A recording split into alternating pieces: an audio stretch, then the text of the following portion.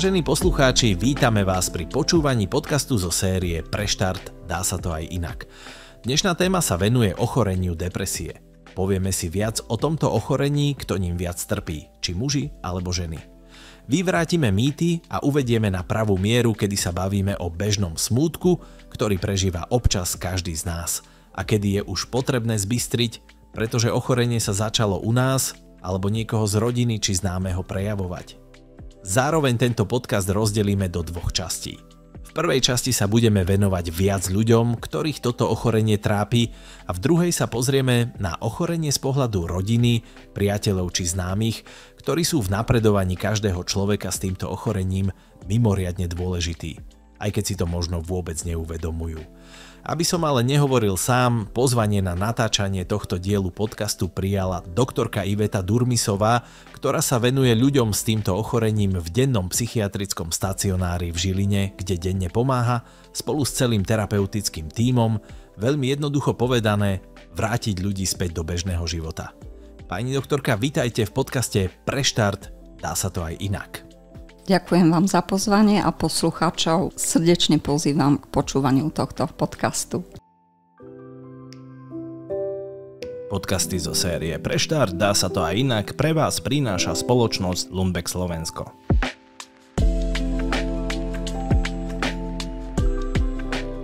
Pani doktorka, ešte raz vám ďakujem za prijatie pozvania k dnešnému rozhovoru.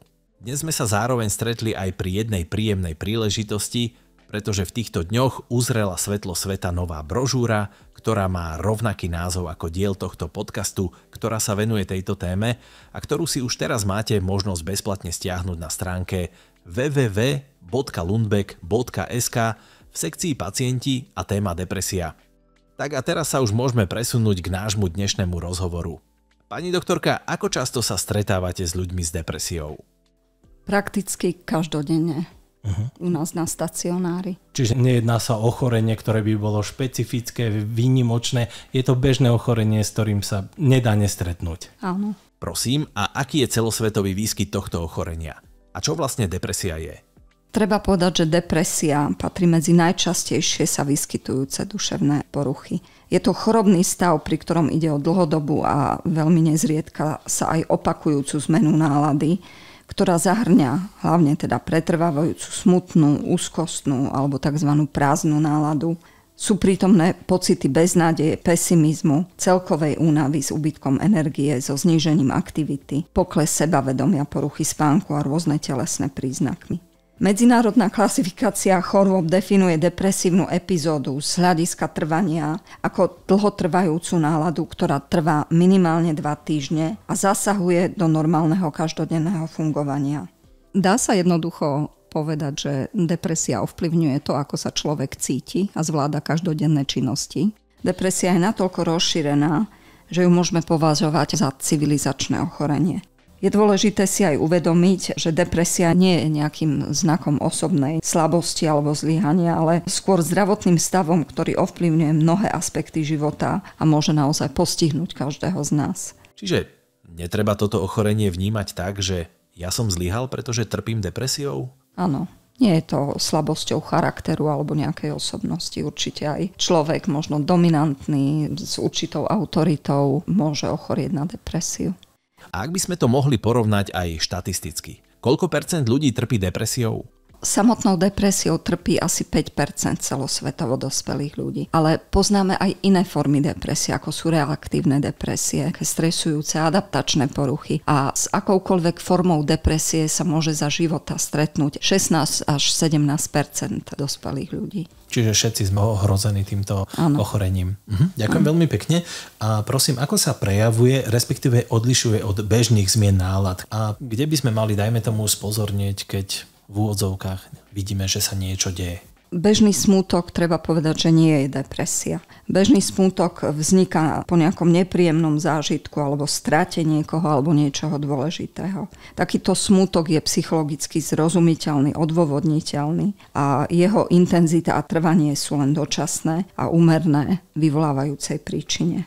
Depresia je však chorobný stav, ktorý môže vzniknúť aj bez javného dôvodu alebo ako aj neadekvátne vyústenie dlhotrvajúceho smútku. Vyžaduje si liečbu.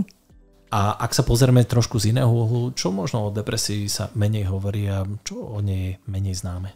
Tak okrem tej štatistiky výskytu by som mohla povedať, že môže postihnúť každého z nás. Nikto voči nej nie je imúnny. Môžeme povedať, že trpia ňou viac ženy ako muži, a to v pomere 2:1. A pre niekoho je to novinkou, pre niekoho nie, ale trpia ňou aj deti. Môžeme ďalej povedať, že ide o vážne ochorenie s vysokým rizikom ohrozenia života, hlavne kvôli možným teda suicidálnym pokusom. To znamená, že ak niekto začne bagatelizovať, že veď ja mám len depresiu, tak to nemusí byť len depresia, ale môže hroziť aj náročnejšia situácia, ako je napríklad samovražda? Treba spozornieť aj v tomto štádiu, lebo o samovražde nemusí pacient hneď hovoriť. Ďakujem vám, pani doktorka, za ozrejmenie. A prosím, existuje na depresiu účinná liečba? Áno, na depresiu určite existuje účinná liečba. Prosím, a ako je to v prípade bežného smútku, ako napríklad v prípade úmrtia niekoho mne blízkeho, ťažkom rozchode s partnerom alebo náročnom období v práci či škole? Treba si uvedomiť, že bežný smútok nie je vôbec depresia. Bežný smútok vzniká obyčajne po nejakom nepríjemnom zážitku alebo strate niekoho alebo niečoho dôležitého. Takýto smútok je psychologicky zrozumiteľný, je odôvodniteľný, jeho intenzita a trvania sú určite len dočasné a úmerné vyvolávajúcej príčine. Na rozdiel od smútku, depresia je však chorobný stav, ktorý môže vzniknúť aj bez zjavného dôvodu alebo ako neadekvátne vyústenie dlhotrvajúceho smútku a vyžaduje si teda aj liečbu. Ďakujem veľmi pekne za odpoveď. Čiže dá sa jednoducho povedať, že aj napriek tomu, že som silný chlap, tak asi poviem, že ja to bez problémov zvládnem, tak nie je to také úplne jednoduché. Veru nie. Ďakujem veľmi pekne.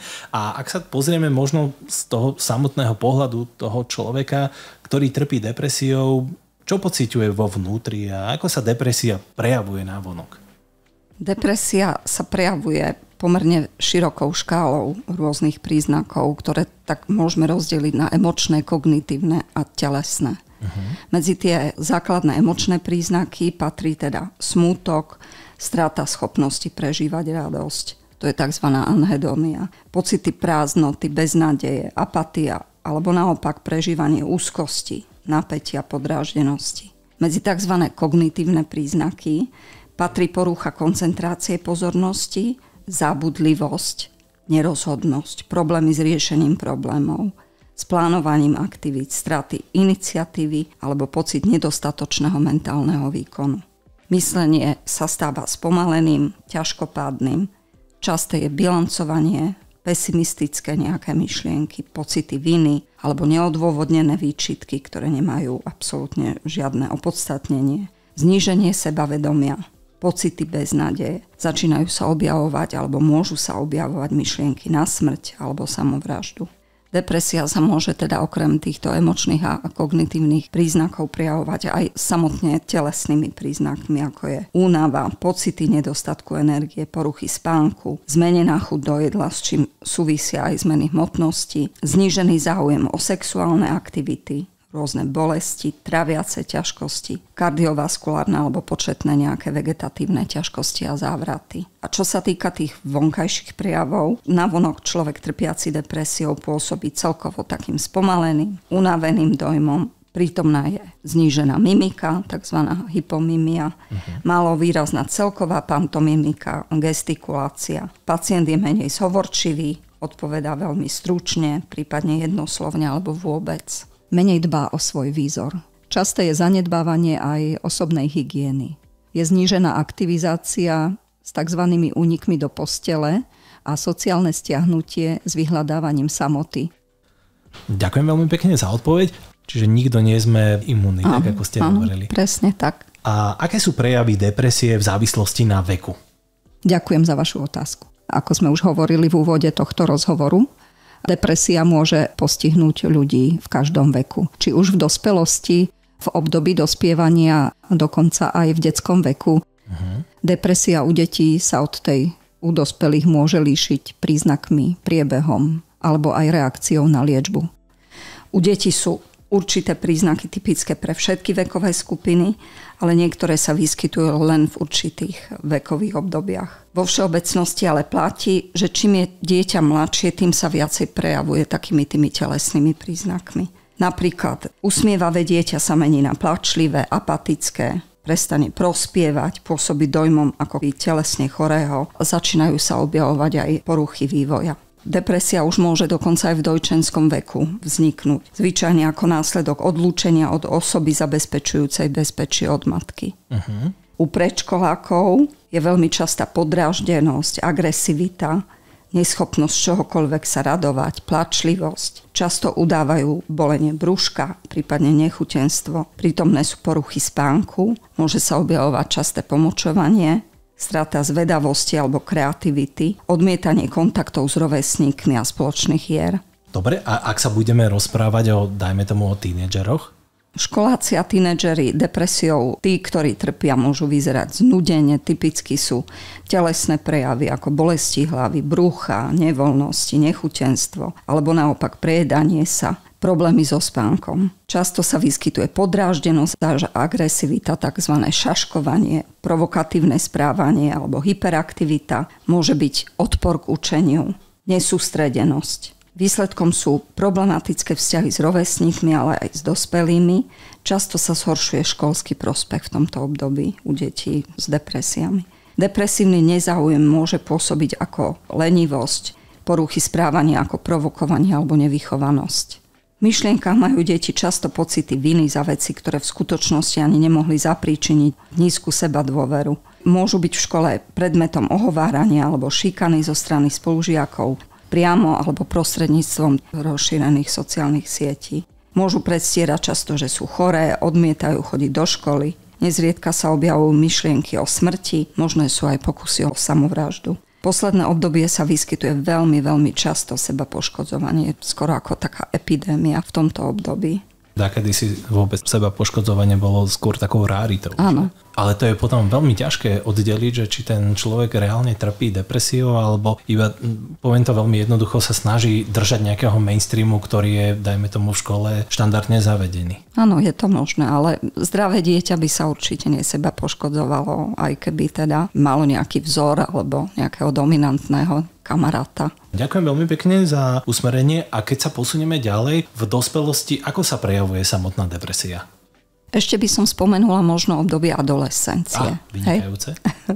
Tak tam sa depresia v podstate prejavuje ako u dospelých. Typická je podráždená nálada, neschopnosť prežívať radosť, prežívané pocity núdy, beznádeje, tiež sú prítomné zmeny hmotnosti, poruchy správania, nadmerná spavosť, izolácia od ostatných, objavuje sa zneužívanie návykových látok, aj keď toto už môže byť aj u tých mladších detí.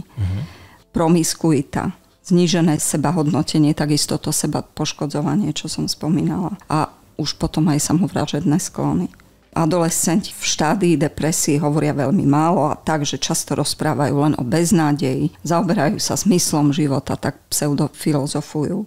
A je zjavné aj ich pesimistické myslenie. Trápia sa budúcnosťou a nevidia východisko. Takže toto je to obdobie adolescencie. U dospelých taká klasická depresia sa prejavuje 3 typickými depresívnymi príznakmi, tzv. Depresívnym trias. A to je smutná nálada, spomalené myslenie a psychomotorický útlm. A ako som už predtým spomenula, ovplyvňuje všetky aspekty života. Vrátanie vzťahov s partnerom, rodinou, priateľmi, známymi a taktiež aj pracovné fungovanie. Prosím, je pre človeka s depresiou náročné kompenzovať spomínaný trias depresívnych príznakov, aby dokázal pred ostatnými ľuďmi zakryť to, že sa s ním niečo deje? Áno, v úvode ani sám nevie, že trpí depresiou, takže kompenzuje všetky tieto nedostatky a snaží sa fungovať za normálnych okolností, ale príde určitý zlom, kedy to nedokáže. Tá únava, všetky tie depresívne príznaky ho prevalcujú.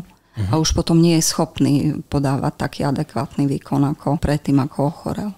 Ďakujem vám aj za doplňujúcu odpoveď.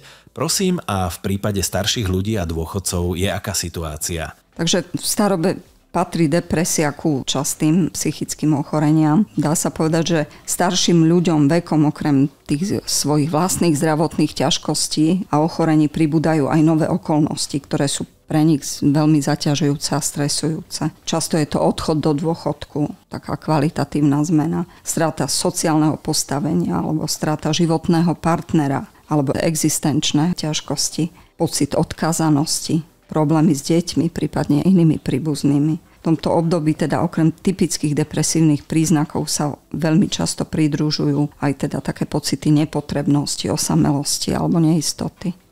Ďakujem veľmi pekne. Teraz asi našich poslucháčov všetkých bude veľmi zaujímať, aké sú teda hlavné príčiny depresie. Na úvod musím povedať, že presnú príčinu, takú jednoznačnú depresie nepoznáme. Ale k rozvoju depresie vlastne prispieva niekoľko faktorov, medzi ktorých patria jednak genetické, biologické, environmentálne a teda aj psychologické faktory. Prosím, a vieme aj pomenovať hlavnú príčinu vzniku depresie? Hlavnú úlohu zohráva chemická nerovnováha v mozgu takzvané. Čiže nerovnováha nervových prenášačov, to sú látky, ktoré zodpovedajú za prenos informácií v mozgu. Voláme ich neurotransmitery. Jedná sa teda hlavne o serotonín, noradrenalín a dopamín v tých hlavne oblastiach mozgu, ktoré kontrolujú emócie. Čiže ako ste mi v začiatku nášho rozhovoru vraveli, zvládnuť svojpomocne depresiu asi nemá úplne veľký zmysel, pretože ten hlavný problém je úplne iný. Áno, je to úplne jednoznačné, že treba nejakú odbornú intervenciu, či sa už jedná o psychologickú intervenciu, alebo potom o medikamentóznu, alebo potom o ďalšie. Ďakujem vám za ozrejmenie a prosím, aké sú ďalšie príčiny vzniku depresie? Môžeme spomenúť tie genetické príčiny.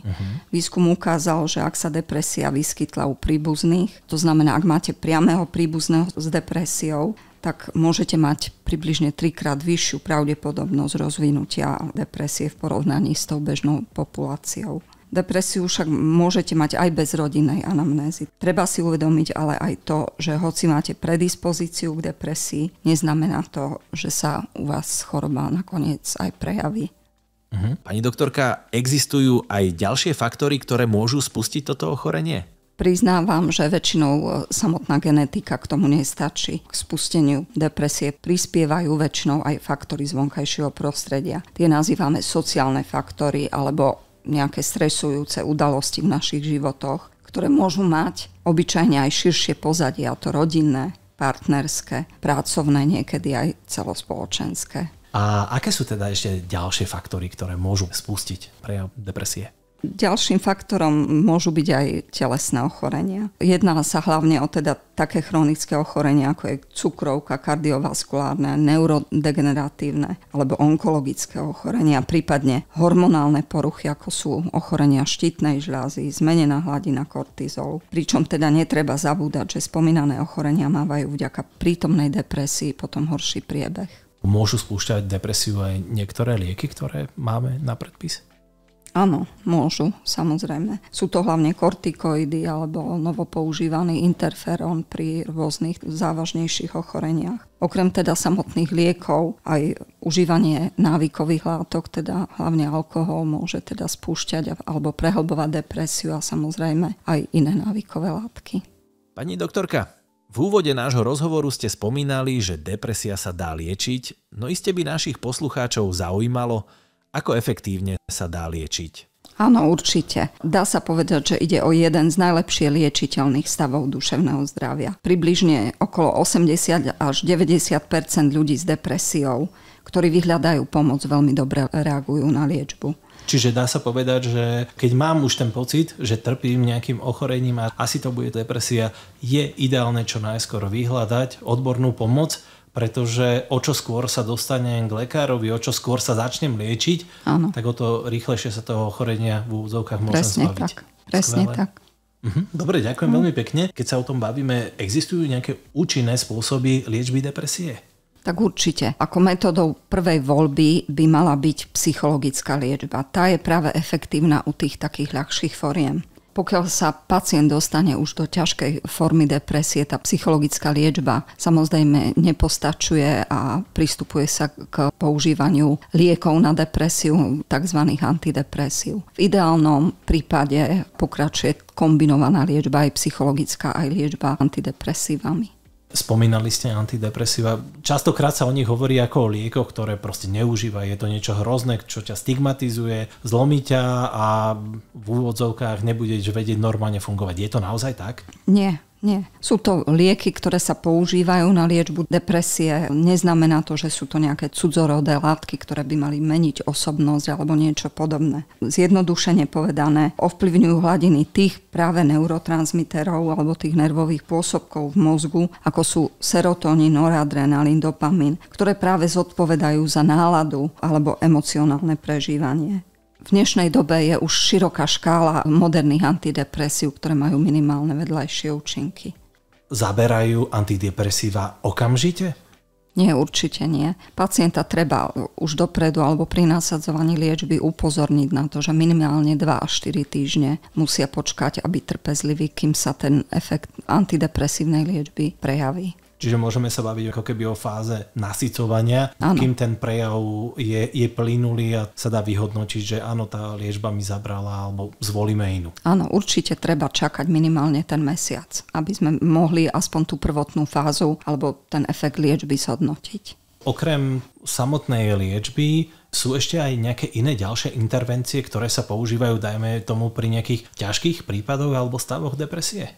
Áno, pokiaľ teda antidepresíva nezaberajú, tak môže sa zvážiť používanie terapiou na stimuláciu mozgu. A v súčasnosti teda tak najčastejšie používané je elektrokonvulzívna liečba, ale už aj taká novšia metóda, a to je repetitívna transkraniálna magnetická stimulácia. Keď si to iba tak v jednoduchosti predstavím, tak to znamená, že magnetické pole pôsobí na nejakú určitú časť v mozgu. Čiže áno. Čo sa týka tej elektrokonvulzívnej liečby, vplyvom elektrického výboja sa spôsobujú určité zmeny v mozgu. Zvýšené prekrvenie, zvýšené vylúčovanie tých pôsobkov v danej oblasti a tým vlastne sa ovplyvňujú tie depresívne príznaky. Čiže v podstate bavíme sa o liečbe ľudovo povedané elektrošoky, ktoré sa dávajú. Ale v dnešnej dobe tá liečba, veľmi dobre vieme, že je úplne niekde inde, ako dajme tomu v tých úvodzovkách hororoch, kde sa prejavuje na pacientov, že ten pacient jednoducho prestane fungovať. Tá elektrokonvulzívna liečba je práve o tom, že vráca toho pacienta niekedy z veľmi náročnej situácie späť do bežného života, samozrejme s kombináciou ďalšej liečby. Samozrejme, aj samotná metóda liečby prešla určitým vývojom, bola vyvinutá v 40. rokoch minulého storočia. No, v súčasnosti je to úplne moderná metóda, ktorá nemá nejaké závažnejšie vedľajšie prejavy. Ďakujem veľmi pekne za vysvetlenie. Nedá mi ale nespýtať sa, ako je to s prírodnými liekmi alebo poprípade nejakými doplnkami výživy. Po nich asi ako prvých samotný človek s depresiou siahne. Asi ako každý človek hľadá určité nejaké iné alternatívy liečby, keď sa cíti zle, ale musím povedať, že tieto prírodné doplnky nie sú až také veľmi efektívne. Možno pri nejakých rozladách, stresujúcich situáciách alebo nejakých smútkových reakciách, ale čo sa týka už klasických depresí, ten efekt tam nie je až taký dostatočný, ako by si mnohí ľudia priali. Čiže ako náhle už cítim, že ten doplnok, ktorý som chcel využiť, vôbec to uvoľnenie alebo tú pomoc, ktorú som očakával alebo hľadal, mal by som asi urobiť ďalší krok. Áno, samozrejme treba povedať, že každé lieky alebo výživové doplnky majú aj určitý efekt ako placebo. A ako vieme, placebo má 30% úspešnosť, takže nejaký efekt tam je, ale ako náhle sa jedná o klasickú endogénnu depresiu, určite tieto rastlinné alebo prírodné doplnky nebudú stačiť. Sú napríklad aj niektoré prípravky alebo poprípade liečivé rastliny, ktoré práve naopak dokážu v tej danej liečbe ešte viacej ublížiť, poprípade dokážu ovplyvniť aj iné lieky, ktoré bežne užívame? Áno. Ľubovník bodkovaný je taký vypichnutý rastlinný preparát, ktorý by sa nemal používať s klasickými antidepresívami, alebo tam dochádza k vzájomnej interakcii. Ale ostatné výživové doplnky nie sú vôbec kontraindikované ako doplnková liečba pri depresii, takže pacienti majú tú možnosť užívať aj, medovku, vitamín D, valeriánu, šafrán, levandulu. Bežné veci, ktoré vieme štandardne nájsť, ale na ľubovník bodkovaný si máme dávať veľký pozor. Áno, to určite. Dobre, ďakujem veľmi pekne. My sme sa rozprávali hneď v úvode, že tento náš rozhovor rozdelíme do dvoch častí. Hovorili sme teraz veľa o pacientoch, o problémoch, o liečbe a myslím, že teraz je práve priestor, aby sme sa možno trochu posunuli ďalej a trochu sa venovali aj rodinným príslušníkom. Pretože iste mi dáte za pravdu, že práve ten rodinný príslušník alebo priateľ alebo známy, ktorý nám pomáha v tom období najťažšom tej silnej depresie, je absolútne kľúčový. Áno. Aby sme týmto ľuďom mohli byť nápomocní, vedeli by sme prosím vymenovať také hlavné príznaky a symptómy depresie a možno definovať, kedy je potrebné spozornieť, pretože niečo v úvodzovkách sa začína u toho nášho známeho, syna, dcery alebo priateľa diať. Áno, také najhlavnejšie príznaky, ktoré u ňoho môžete spozorovať, môže byť pretrvávajúca smutná, úzkostná alebo tzv. Tá prázdna nálada. Mala by trvať minimálne 2 týždne, aby sme už mohli klasifikovať tento stav ako depresiu. Keď mi dojde dieťa zo školy a dostal zlú známku a 2 dní ho to trápi, vôbec ani nemusím spozorovať, iba kontrolovať, že OK, dobre, už sa z toho dostáva. 2 dní ešte neznamená, že je človek v depresii. Takže hlavne teda tá pretrvávajúca smutná alebo úzkostná prázdna nálada, potom pocity beznádeje, pesimizmu, alebo môže náš blízky začne byť viac podráždený, frustrovaný, alebo dokonca teda aj nepokojný. Začne mať nejaké pocity viny, bezcennosti alebo bezmocnosti. Stráti záujem o také bežné aktivity, o ktoré predtým nebol problém sa im venovať, alebo stráta potešenia z nejakých tých svojich koníčkov, hobby. Pôsobí unaveným dojmom, ako keby nemal energiu a celkovo na ňom vidno, že je taký spomalený. Že prichádza u neho nejaká určitá zmena. Áno, vidíme, že má ťažkosti so sústredením, s výdržou, s pamäťou, alebo sa nevie rozhodnúť, naplánovať si také nejaké bežné denné aktivity, čo predtým mu nerobilo problém. Môžeme si všimnúť aj poruchy spánku, ako je skoré rané prebudzanie alebo neskoré zaspávanie. Zrazu stráti chuť do jedla, zaevidujeme, že veľmi schudol, alebo paradoxne naopak začne sa prejedať. Býva tzv. Zajedanie depresie častým problémom u pacientov? Býva častým, ale častejšie je skôr teda tá strata apetitu. Môžu to byť ešte aj také rôzne fyzické bolesti, napríklad hlavy, rôzne krče, tráviace problémy, bolesti na hrudníku alebo chrbtice dokonca. A pokiaľ človek prejde určitými vyšetreniami a nezistí sa nejaký naozaj somatický pôvod, tak môže sa jednať o príznaky depresie. A samozrejme takým najdôležitejším, keď začne rozprávať o smrti alebo bilancuje život, tak vtedy musíme veľmi spozornieť a počúvať ho. Áno, hlavne v tom mladšom veku je to asi veľmi silný indikátor. Aj v mladšom, ale aj v iných vekových kategóriách. Samozrejme aj dospelí môžu rozmýšľať o samovražde, môžu o tom hovoriť aj starí ľudia a je tam vysoké riziko, že to môžu aj dokonať. Pani doktorka, ďakujem vám za odpoveď a predstavenie množstva príznakov, ktoré sa môžu u ľudí s depresiou objaviť. Prosím, objavujú sa všetky príznaky, alebo môže byť len jeden príznak, ktorý je dominantný? Nie. Nie každý, kto má depresiu, má všetky tieto príznaky. Niektorí ľudia pociťujú len zo pár príznakov, zatiaľ čo iní trpia celým radom ostatných príznakov. Treba mať na pamäti, že príznaky spojené s depresiou hlavne zasahujú do každodenného fungovania a spôsobujú teda tej osobe, ktorá ich zažíva, značné utrpenie. A môže sa depresia schovávať aj za úplne iné prejavy? Áno, môžu byť aj príznaky, ktoré sa nám zdajú paradoxné. A to je napríklad zvýšený hnev, podráždenosť, nepokoj alebo nervozita. Môže zostať pasívny alebo mať nejaké negatívne postoje. Alebo paradoxne môže sa prejavovať zvýšenou angažovanosťou, hlavne v takých vysokorizikových činnostiach. Môže byť podráždený, impulzívny, začne nadužívať alkohol alebo nejaké iné, buď lieky alebo dokonca drogy. Začne sa izolovať od rodiny, kamarátov, priateľov, známych. Začne zlyhávať v pracovnej oblasti, prestane si plniť rodinné povinnosti alebo ignoruje určité dôležité úlohy. No a samozrejme aj problémy v sexuálnej oblasti sa môžu vyskytnúť. Pani doktorka, sú medzi typickými prejavmi depresie u mužov, žien alebo napríklad aj detí nejaké na prvý pohľad viditeľné rozdiely? Áno, môžu byť. Napríklad niektorí muži môžu vykazovať iné príznaky smútku, ako napríklad namiesto toho sa môžu prejavovať ako nahnevaní alebo podráždení. Muži tiež často volia stratégiu zvládania depresie prostredníctvom užívania drog, ale hlavne teda uchyľujú sa k alkoholu a zapíjajú ten smútok a depresiu. No a paradoxne niektoré ženy skrývajú prejavy depresie, smútku a bolesti napríklad za perfekcionizmus, zvýšenú produktivitu či budovanie dokonalej rodiny. To by som nikdy nepovedal, že toto môže byť prejav depresie. Mám na vás ešte jednu záľudnú otázku. Môžu sa v niektorých prípadoch symptómy duševného zdravia prejavovať ako telesné problémy? Áno, určite. Niekedy sa depresia môže skrývať len za rôzne telesné príznaky, ako sú búšenie srdca, stiahnutý hrudník, pretrvávajúce bolesti hlavy alebo nejaké zažívacie problémy, ktoré nemajú organický korelát. To znamená, že sa vyšetreniami nepotvrdí nejaká telesná príčina. Vtedy treba myslieť na depresiu a teda vyhľadať aj odborníka. Hovoríme potom o tzv. Skrytej, atypickej alebo larvovanej depresii. Pani doktorka, vedeli by ste nám poskytnúť radu, ako môže pomôcť rodina a priatelia človeka v boji s depresiou? Áno. V prvom rade treba mu ponúknuť podporu, pochopenie, trpezlivosť a hlavne povzbudenie.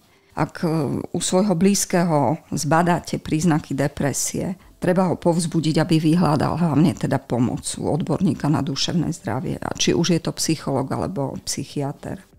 Treba mu ponúknuť vlastnú pomoc, nie úplne sa vnúcovať, treba počkať, že teda naozaj tú pomoc je ochotný aj prijať.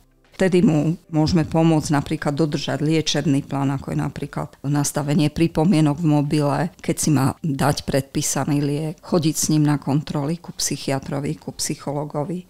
Treba sa uistiť, keď ide sám, že či sa má vôbec ako dostať k nemu, či nepotrebuje odvoz. To znamená, že to sú skôr také iba praktické veci, ktoré má ten človek pomôcť. Tak môžeme zabezpečiť alebo mu pomôcť v tom, aby v tej liečbe mohol byť úspešný. Áno, určite. Niekedy nie je dôležité ho o niečom presviečať a vlievať mu nejaké informácie a nútiť ho do nejakých aktivít. Skôr mu byť len na blízku a zabezpečiť takéto praktické veci, ktoré by mu mohli uniknúť. Pani doktorka, postupne sme sa dostali na záver nášho rozhovoru. Rád by som vám preto dal priestor, čo by ste zdôraznili na záver rodinným príslušníkom. Čo možno je fajn vedieť alebo mať na zreteli, keď pomáham človeku práve s depresiou. Na záver by som možno tak podotkla, že aj teda pomáhajúca osoba alebo blízky ľudia pacienta s depresiou, ktorí sa o neho starajú, by mali teda dbať aj hlavne na vlastnú psychohygienu. Treba sa starať aj sám o seba a o svoje duševné zdravie. Pomôcť človeku s depresiou vieme najlepšie teda vtedy, ak máme aj my priestor na oddych, meditáciu či inú formu na čerpanie novej energie. Zároveň je v poriadku, ak sa aj pre vášho blízkeho, ktorý trpí depresiou, cítite frustrovane, nervózne alebo beznádejne. No mali by ste robiť všetko preto, aby vás tieto pocity nepohltili a aby ste mu mohli pomáhať vyliečiť sa. Prípadne sa aj vy sám poradte so psychológom, ktorý vám pomôže prekonať toto náročné obdobie. Alebo stačí aj kontaktovať jednu z liniek pomoci, ktoré sú uvedené v brožúrke. Ktorú teraz aj pripravujeme. Áno. Čiže dá sa jednoducho povedať, že nielen ja pomáham, ale aj ja si musím pomôcť na to, aby som ten náročný stav dokázal zvládnuť. Aby som nebol príťažou pre toho môjho, dajme tomu, rodinného príslušníka, ale práve naopak, aby som mu vedel pomôcť. Áno. Treba si teda uchovať optimizmus, že je tu veľká šanca, že pri správne zvolenej liečbe sa vám tá blízka osoba vráti späť do plného života. Pani doktorka, veľmi pekne vám ďakujeme za poskytnutie dnešného zaujímavého, veľmi prínosného rozhovoru. Vy ste aj naši poslucháči potvrdia, že sa dozvedeli aj zaujímavé iné veci, o ktorých v prípade depresí vôbec ani netušili. Ďakujeme vám ešte raz za poskytnutie rozhovoru a prajeme vám, ale aj vášmu celému terapeutickému tímu, aby sa vám skvelo darilo, aby ste mali mnoho spokojných klientov, ktorí odchádzajú so stýčenou hlavou. Ďakujem ešte raz aj ja za pozvanie a ďakujem aj za prianie. Vážení poslucháči, vypočuli ste si rozhovor s doktorkou Ivetou Durmisovou z psychiatrického stacionára v Žiline v rámci série podcastov Preštart, dá sa to aj inak, téma depresia. Nezabudnite, že nie len tieto, ale aj ďalšie zaujímavé informácie si môžete prečítať v novej publikácii s totožným názvom Preštart, dá sa to aj inak, ktorú si už teraz môžete stiahnuť na stránke spoločnosti Lundbeck v sekcii Pacienti a téme Depresia. Zároveň nám dovolte na záver pár slov. Požiadať o pomoc a vyhľadanie odbornej pomoci nie je v žiadnom prípade prejavom slabosti. Práve naopak, je to cesta a spôsob, ako začať bojovať a pohnúť sa správnym smerom. Niekedy je náročné vidieť cieľ, ktorý sa javí ako vzdialený a nedosiahnuteľný, a práve vtedy je potrebné uvedomiť si, že aj malý krok vpred znamená posun k cieľu. Aj veľké zmeny sa začínajú postupne, drobnými krokmi a malými úspechmi. Ďakujeme vám za vypočutie si tohto podcastu a prajeme vám veľa úspechov. Tento podcast nenahrádza komunikáciu lekára s pacientom ani nie je určený na stanovenie správnej diagnózy. Informácie v tomto podcaste majú len informatívny charakter a ak pri jeho počúvaní nájdete otázky, ktoré je potrebné zodpovedať alebo si doplniť ďalšie informácie, obráťte sa na svojho ošetrujúceho lekára.